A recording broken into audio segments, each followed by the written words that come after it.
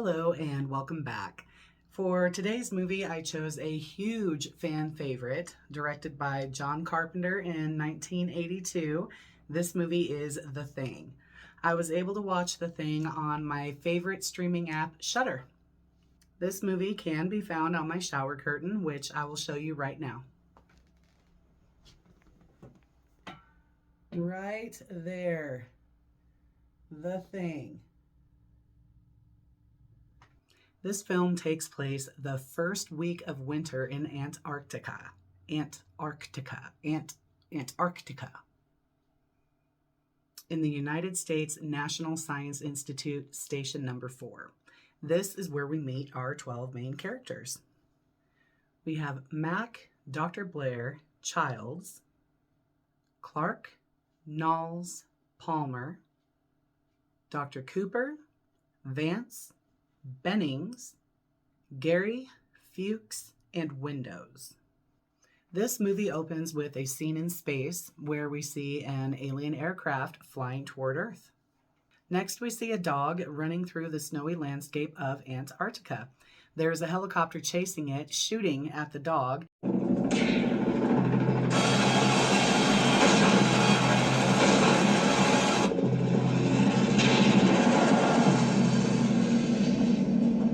And the dog runs right to Station Number 4.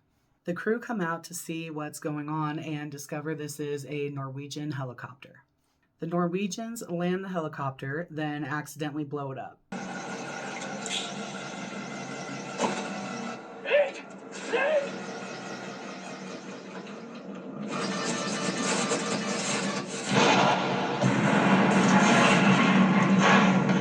The Norwegian that was flying the helicopter, trying to shoot the dog, shot Bennings instead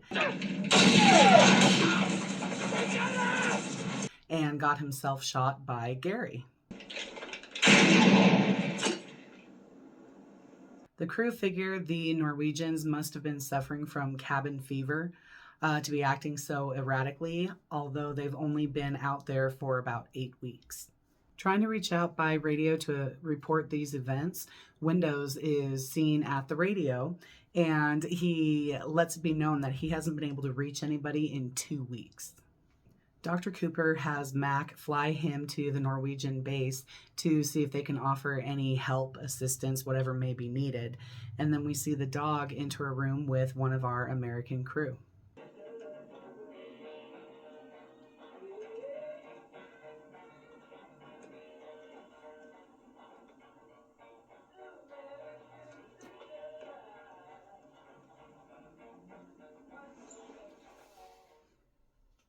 Mac and Cooper arrive at the base and find that it has been destroyed.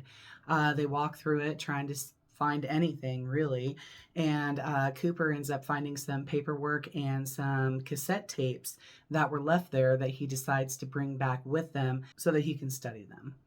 Mac then finds this large block of ice inside the base that has been dug from it. As they're leaving outside, they find the burned remains of something, some kind of corpse, and they decide that they're going to bring that back with them as well. Dr. Blair performs an autopsy on this thing that they've brought back and discovers that all of the internal organs are normal. Nothing is out of line here. Then Clark takes the dog that they saved from the Norwegians. He takes him to a kennel where they have several other dogs. Now, this is the first time that we see the Thing. It does not disappoint.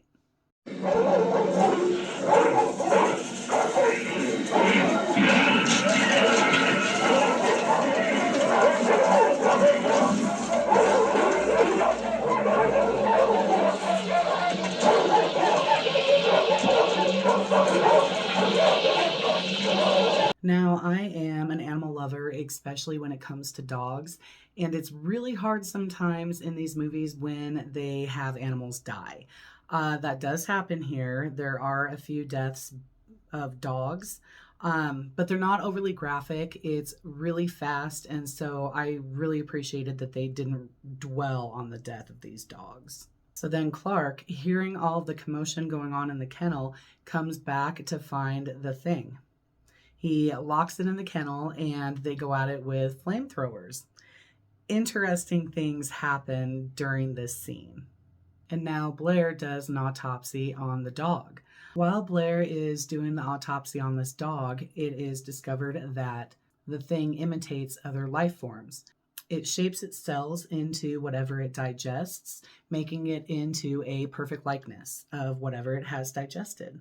The crew then watched the tapes that were found at the Norwegian camp, and they're seeing Norwegians standing around this large area of ice, digging something up using explosives, that kind of thing. Mac, Vance, and Gary fly to the area that they saw on the tape, and underneath all of that ice, they see that the Norwegians had dug up a very large spaceship. Very close to that scene, they find an area that had been cut out of the ice in the exact shape of what they found in the bunker, or whatever you want to call it, that the Norwegians were in. That's the thing that they dug out of that large chunk of ice. So whatever was in that large chunk of ice was dug out and now thawed out.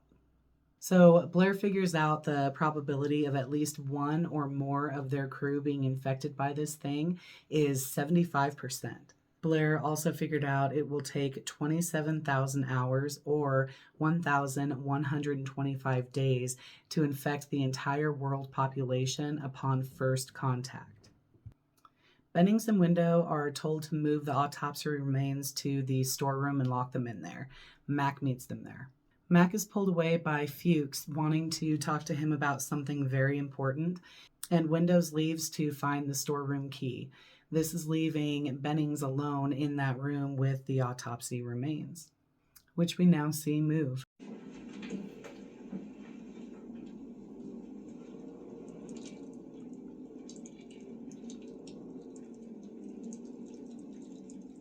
Now Fuchs tells Mac that he went through the paperwork that Blair was working on, and come to find out the cells that were in the burnt corpse they brought back from the Norwegian area was not dead.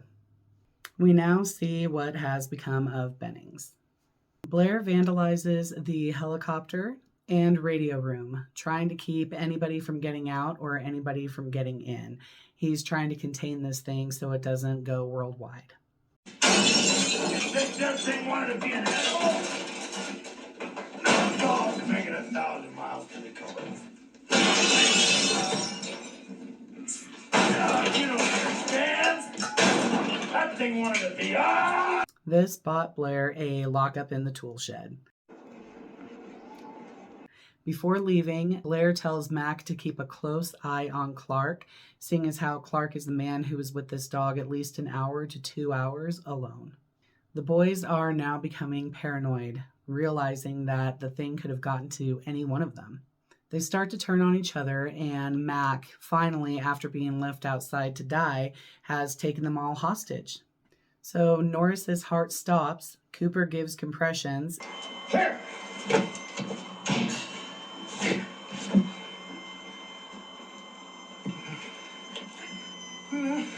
Clear.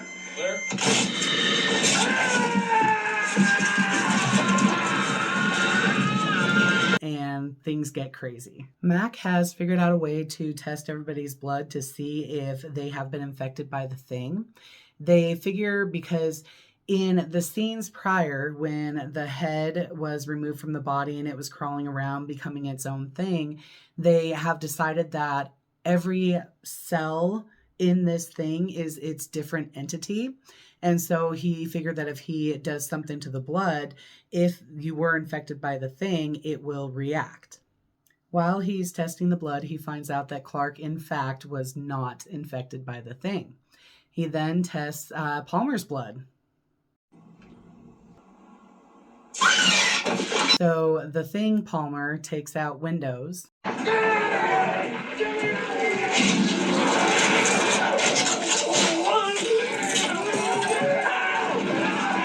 And things just go crazy from there. So now Mac, Fuchs, and Gary, they go to check on Blair in the tool shed, and they don't find him there. So they see that there's actually an underground room cavern that was under the tool shed. They go down there and they see that Blair had been using helicopter parts to build kind of a smaller version of the spaceship that we saw earlier. The generator to Station 4 has now been shut down.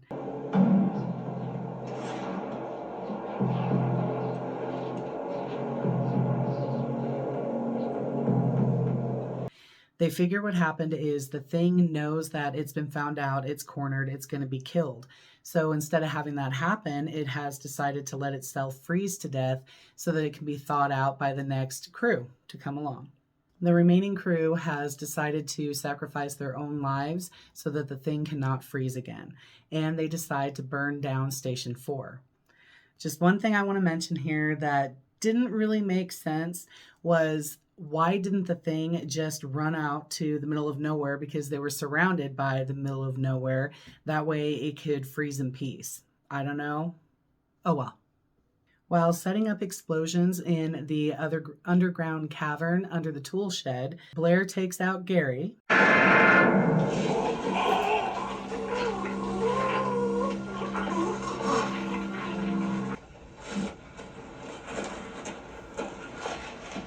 And Fuchs walks off, never to be seen again.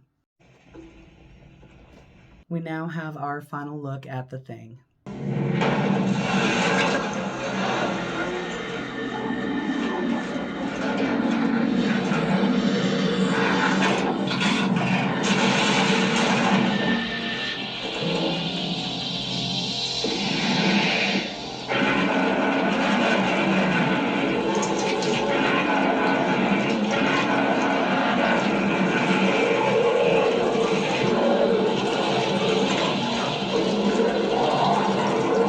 With Station 4 burning down and freezing to death inevitable, Mac and Child share a drink.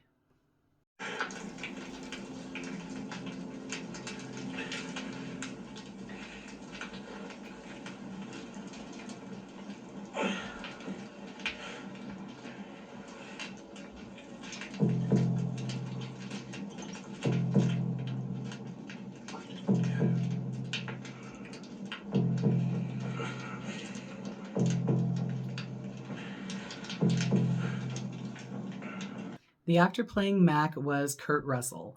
He has also been seen in movies such as Grindhouse, Hateful Eight, and Death Proof, among other many great movies. We then have Wilford Brimley, who played Dr. Blair. He's been in movies such as Resurrection Mary and Mutant Species. Next we have Keith David, who played Childs. Now he's been in a ton of movies as well, but I'm only going to be saying the ones that are pretty much horror movies. He's been in They Live, Nope, the Creepshow series, and this one I'm mentioning, it's not a horror movie, but one of my favorites, the original cartoon series of Gargoyles. He was the voice of Goliath. Next we have Richard Mazer, who played Clark. He actually played Stanley in the original miniseries It. T.K. Carter plays Knowles. He's been in movies such as Fake Friends. We now have David Clennon, who played Palmer. He's played in Mr. Jones and Alfred Hitchcock Presents. Richard Dessart played Dr. Cooper. He's been in Prophecy and The Day of the Locust. Then we have Charles Hallahan, who played Vance. He's been in Ambushed and also Gargoyles.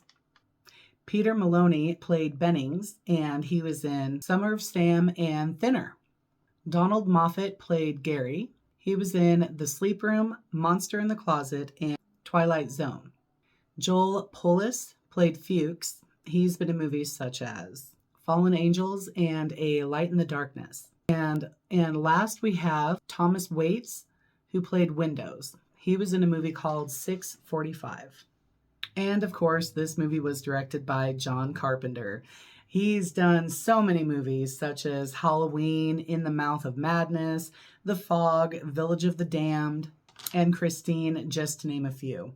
And then for special effects, we have Rob Bottin. Now, he did a fantastic job in this movie, and other movies that he's done was Fear and Loathing in Las Vegas, Seven, Total Recall, Legend, The Howling. He's got some really heavy hitters in there, including Maniac, which is actually Stephen King's favorite horror movie. And now to the fun facts.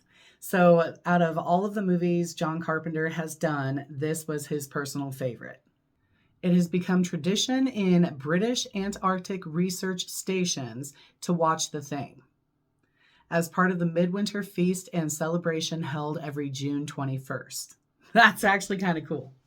Rob Bottin was only 22 when he worked on the special effects for this movie. The scene when you see the dog walking down the hall and he goes into the room to his first victim and all you see is a shadow.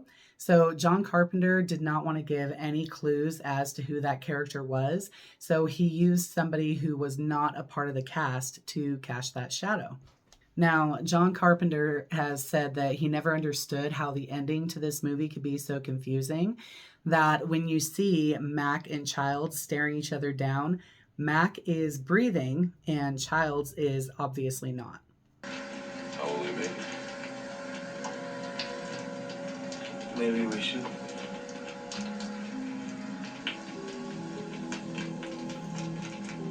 Another hint that Childs may have been taken by the Thing is at the end, Mac hands him a green bottle and he takes a drink. Now, if you remember, while they were blowing up station number 4, Mac was throwing Molotov cocktails that were in green bottles. Makes you wonder, was there actually liquor in that bottle or was it gas? The Norwegian in the beginning yells, "Get the hell out of there. That's not a dog. It's some sort of thing. It's imitating a dog. It isn't real. Get away, you idiots." Helvete, kom deg vekk! Det har ikke en bikkje i. Det er en slags ting! Det imiterer en bikkje! Det er ikke mekanikk! Kom deg vekk, idioter! This one's kind of funny. So, composed music that was not used in The Thing was later on used in The Hateful Eight, where it won an Oscar. And in The Thing, it actually won a Razzie Award for the worst composed music. What? The dog in this movie is named Jed. The voice on Mac's computer when he was playing chess. Your move, king to rook 1.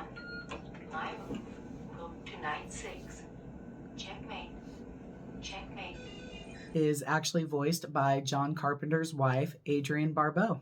It took Kurt Russell a year to grow the locks and beard for this movie. The dog thing that we see in the kennel was actually created by Stan Winston, who took no credit for it. He didn't want to take away from Bottin's work, so he got a special thank you in the credits. John Carpenter considered The Thing to be the first in a trilogy, the second being The Prince of Darkness in 1987, and last being In the Mouth of Madness.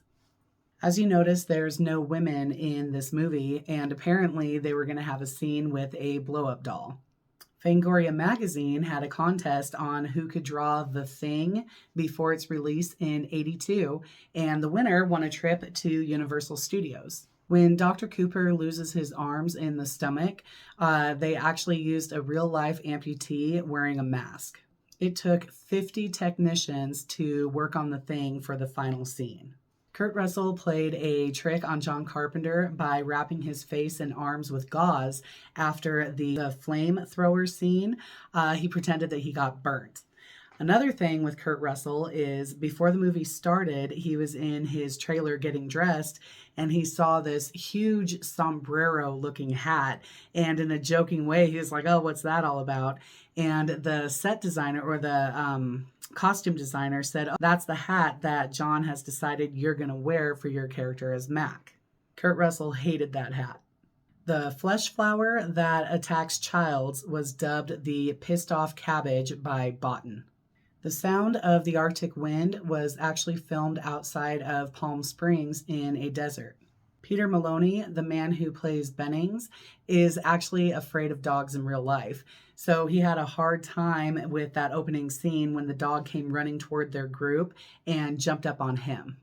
Carpenter based this movie more on the original novella titled Who Goes There than the original movie that was made in 1951. So there you have it. This movie had some pretty gruesome body horror. It had a very in-depth storyline that was interesting. It kept you on the edge of your chair, and I feel the cast, all of them, did a fantastic job. So I give The Thing 5 very enthusiastic coffins. Like I've said before, while doing my shower curtain, there's going to be coffins flying everywhere. I can't help it. 80s horror is my jam, and hopefully, I'll be bringing it some new fans. Thank you all who continue to watch this channel, and to those of you who are new, thank you for giving me a chance. Hopefully, you stick around. See you all next time.